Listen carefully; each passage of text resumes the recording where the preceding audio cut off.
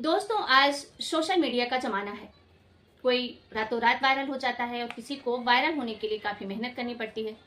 हर कोई आज Instagram, YouTube पर वीडियो बनाकर फेमस होना चाहता है। फेमस होने के साथ साथ इन सारे प्लेटफॉर्म पे अच्छा खासा पैसा भी मिलता है। और यही कारण है कि आज की नई जनरेशन, इनफैक्ट छोटे छोटे बच्चों से भी रील बनवाया जाता है। माँ बाप खुद बनवाते हैं। लेकिन सोशल मीडिया बच्चों पे कितना ज़्यादा हावी हो रही है, बच्चे हाथ में मोबाइल होने के कारण क्या क्या देख रहे हैं और उससे क्या सीख रहे हैं, ये कोई नहीं जानता। और इसी के कारण हमारे समाज में कुछ ऐसी घटनाएं हो जाती हैं जिनके बारे में हम सोच भी नहीं सकते। दोस्तों, हमेशा से बड़े बुजुर्ग यही कहते आए हैं कि बच्चा घर में जो देखेगा वही सीखेगा।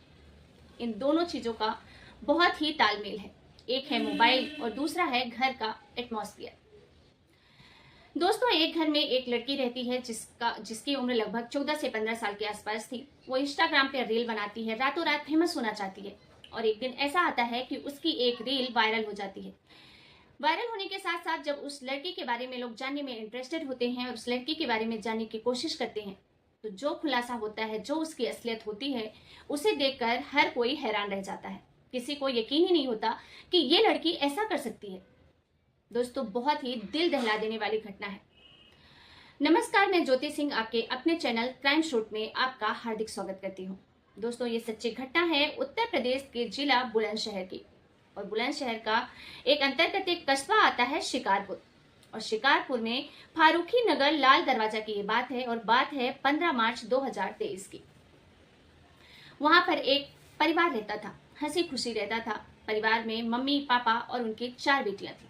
3 बेटी और 1 बेटा, यानी 6 लोगों का एक भरा पूरा परिवार था, जिसमें सबसे बड़ी बेटी की उम्र 14 से 15 साल के आसपास थी। जो पिता थे वो ठेरी लगाकर कुछ रोजगार करते थे, अपनी रोजी रोटी चलाते थे। साथ ही घर में जानवर मवेशी भी थे, 2-4 भैंस गाय, उनसे थोड़ा आमदनी हो जाती थी दूध वगैरह बेचकर।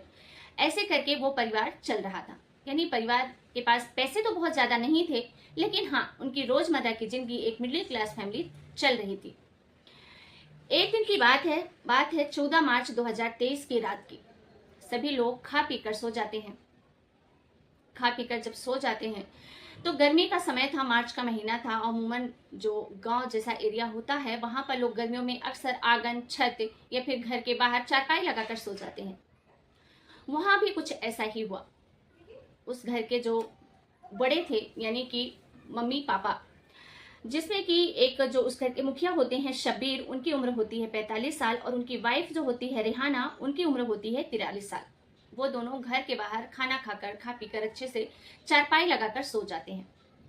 घर में जो बच्चे होते हैं, उनके चारों बच्चों को घर के अंदर करते हैं और घर को बाहर से ताला लगा देते हैं कि बच्चे रात में इधर उधर कहीं घूमने नहीं चले जाएं, एक सिक्योरिटी पर्पज से।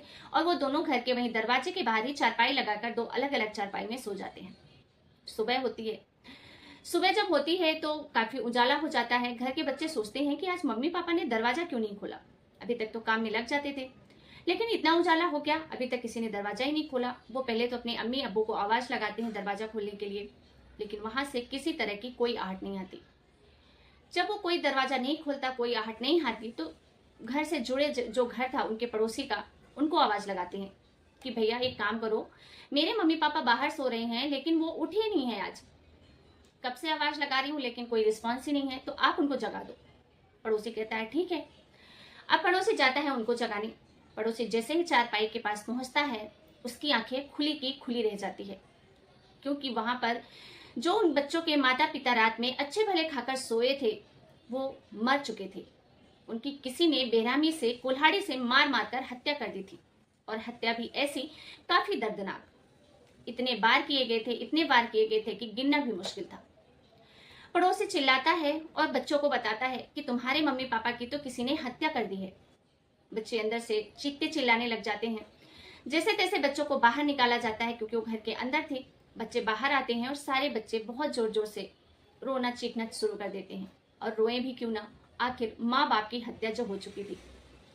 क्योंकि बच्चे अभी छोटे थे, इतने बड़े नहीं थे कि वो खुद से अपनी जिंदगी संवार सके, माँ बाप के ही आश्रित थे। और ऐसे में माँ बाप दोनों की हत्या हो जाना मतलब कि पैर के नीचे जमीन खिसक जाना जैसा था। बहुत चिल्लाते हैं, रोते हैं, बिलखते हैं। और ये सब आवाज सुनकर आसपास के लोग भी इकट्ठे हो जाते हैं। जब आसपास के लोग इकट्ठे होते हैं, उन्हीं में से एक व्यक्ति की नजर पड़ती है उस घर के मुखिया पर यानी कि शब्बीर पर।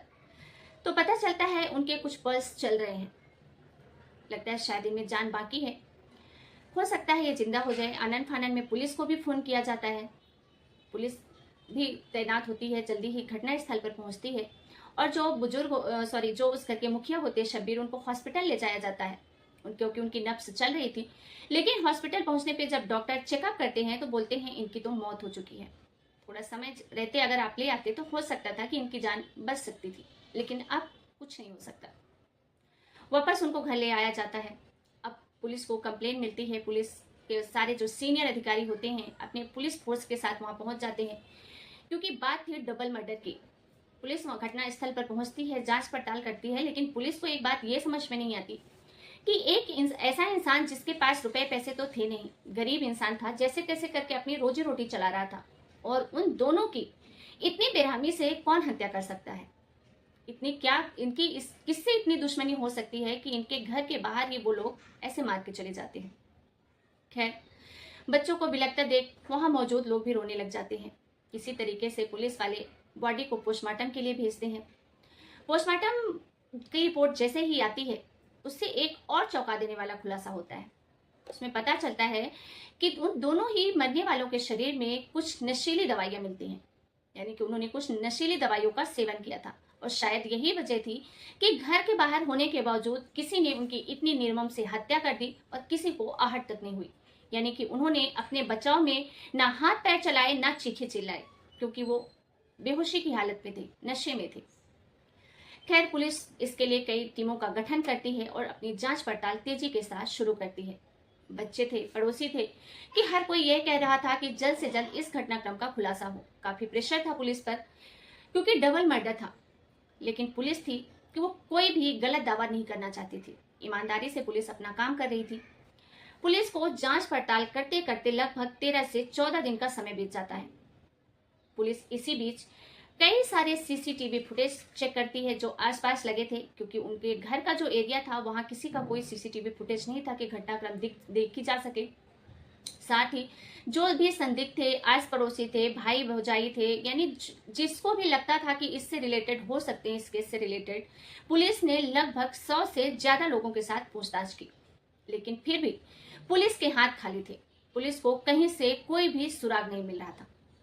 लेकिन एक दिन होता यह है कि कुछ call details, call recording check की जा रही थी, तभी एक वॉइस मैसेज पुलिस के सामने आ जाता है, और उस वॉइस मैसेज में कुछ नशीली दवाइयों के बारे में बात की जाती है कि मुझे कुछ दवाइयाँ चाहिए। और ये जो रिकॉर्डिंग सुनते हैं पुलिस वाले, तो उनको लगता है कि ये आवाज़ तो थोड़ी जानी पहचानी सी है। दिमाग पर जोर लगाते हैं तो पता चलता है कि ये आवाज़ तो उस घर की बड़ी बेटी से हूबहू मिल रही है। पुलिस का शक जाता है और सोचते हैं हो न हो घर से ही कोई तार जुड़े हुए हैं इस हत्याकांड के। पुलिस बड़ी बेटी को बुलाती है और उससे पूछताछ शुरू करती है, और जैसे ही पूछताछ शुरू होती है तो उसमें एक दिल दहला देने वाला खुलासा होता है, क्योंकि जो घर की बड़ी बेटी थी वो खुलासा करती है कि जी हाँ, मैंने ही अपने मम्मी पापा को मारा है। ये सुनकर सबके रोंगटे खड़े हो जाते हैं कि एक 14 से 15 साल की बेटी, वो भी अकेले, अपने माँ बाप की हत्या कैसे कर सकती है। अब पुलिस कहती है कि इस घटनाक्रम की तुम पूरी सच्चाई बताओ कि आखिर तुमने अपने माँ बाप की हत्या क्यों की। तो लड़की बताती है कि हम लोगों का 6 लोगों का अच्छा भरा पूरा परिवार था। हम अपने परिवार में खुश थे। हमारे पास पैसे ज्यादा नहीं थे, लेकिन फिर भी हम अपने घर में खुश थे। लेकिन इसी बीच उस घर में एक आदमी आया करता था। उसका नाम था शागिर, जो कि 25 साल के आसपास है, उम्र होगी उसकी। वो जो व्यक्ति आता था मेरे घर में, मुझे बिल्कुल पसंद नहीं था। मैं अपनी माँ को मना भी करती थी कि इसको घर पर मत बुलाओ, लेकिन मेरी माँ मानती नहीं थी। खैर, इससे ज्यादा लड़की कुछ बता नहीं पाती है, लेकिन जब आस पड़ोस के लोगों से उस लड़के के बारे में पूछा जाता है तो आस पड़ोस वाले एक और चौंका देने वाला खुलासा करते हैं। वो ये बताते हैं कि जो लड़का शागिर आया करता था, जिसकी उम्र लगभग 25 साल के आसपास थी, उस लड़के का और उस बच्ची की माँ का, यानी कि जिसकी मौत हो चुकी है, रेहाना की, उसके कुछ संबंध थे।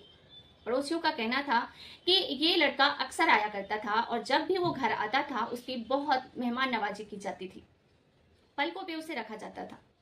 कुछ लोगों का तो ये भी कहना था कि इस कपल का जो बच्चा यानी कि लड़का है, पहले की 3 लड़कियां थी पहले और लास्ट में एक लड़का होता है, वो लड़का भी शायद शागिर का था। ऐसा लोगों का कहना था जब पुलिस पूछताछ करती है। अब इसमें क्या सच्चाई है पता नहीं, किसी के ऊपर लांछन लगाना सही बात नहीं है। तो ये जो दावा किया गया था, ये जो बताया गया था, बस उसके अकॉर्डिंग ये बात की जा रही है।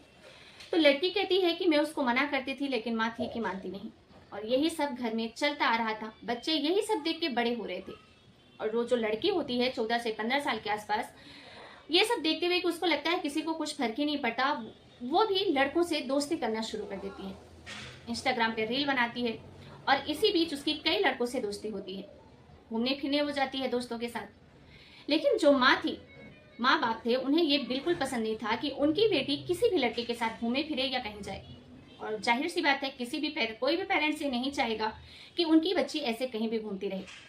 और इसी बात पर माँ अपनी बेटी को बहुत मारती थी।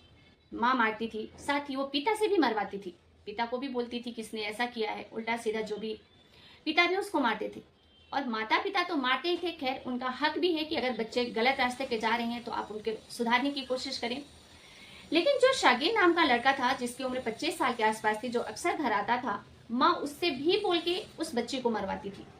क्योंकि शागिर बाहर हो सकता है मार्केट का कुछ काम रहता रहा हो या जो भी है, क्योंकि वो शागिर ही सारी इन्फॉर्मेशन उसकी माँ को देता था कि तुम्हारी बच्ची आज यहाँ देखी, तुम्हारी बच्ची को आज मैंने इस लड़के के साथ देखा। और इसी बात से नाराज होकर माँ और मारती थी। और ये जो सारी घटनाक्रम चल रहा था, इससे उस लड़की के मन में इतनी नफरत भर जाती है कि वो ऐसा खौफनाक रूप ले लेती है, उसके अंदर वो गुस्सा पलता जाता है।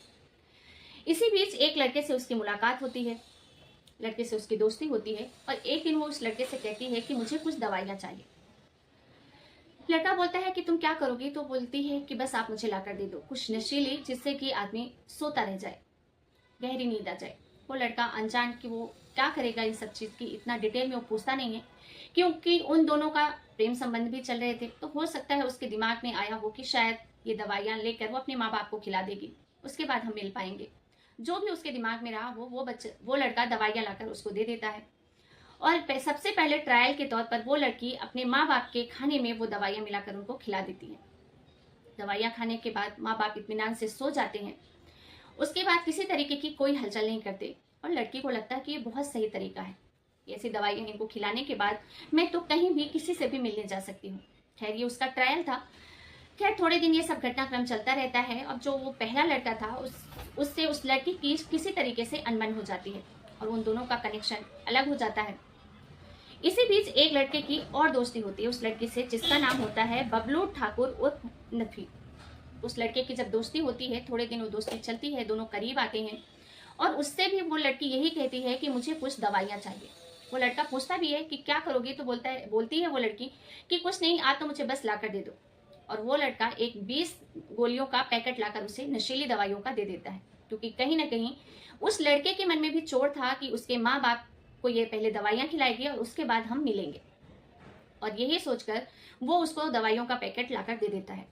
अब वो लड़की रात में अपने माँ बाप को आधी आधी दवाइयाँ, यानी कि 20 का पैकेट था, अब वो लगभग काउंटिंग में कितनी दवाइयाँ देती, यानी कि ओवरडोज ही देती है कि वो इत्मीनान से ऐसी हालत में चले जाएं जिसके बाद उनको कुछ खबर ही ना हो।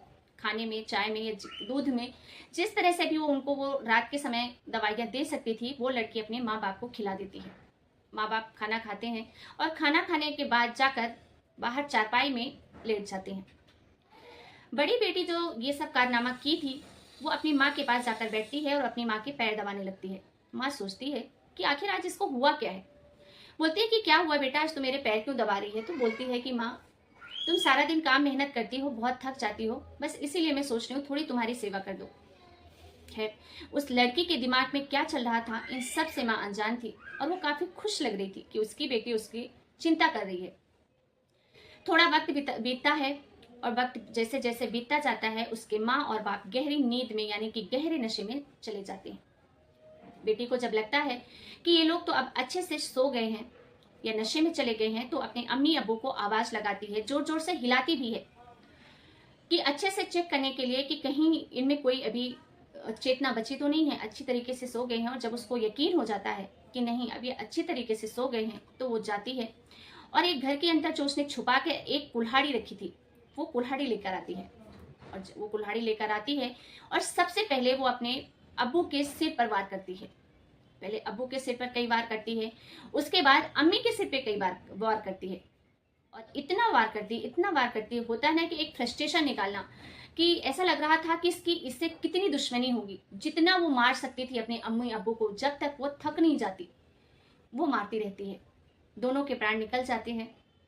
आज जब उसको लगता है, थोड़ी देर वो पहले वहीं बैठी रहती है और वो देखती, चेक करती है दोनों को अच्छे से कि कहीं किसी की बॉडी में कोई हलचल तो नहीं हो रही है। और जब उसको यकीन हो जाता है कि नहीं, अब कोई हलचल नहीं है, इनकी मौत हो चुकी है, तो क्योंकि ये घर के बाहर उसने इस घटनाक्रम को खुलासा किया था, उसका मतलब कुछ भी कहिए कि उसकी हिम्मत तो देखिए कि घर के बाहर कोई चारपाई, कोई घर के अंदर नहीं, कोई कमरे के अंदर नहीं, घर के बाहर उसने इस हत्याकांड को अंजाम दिया। और उसके बाद उसी कुल्हाड़ी को लेकर जो उसके घर के बाहर की गली थी, उस गली में जाकर देखती भी है, पहरा लगाती है।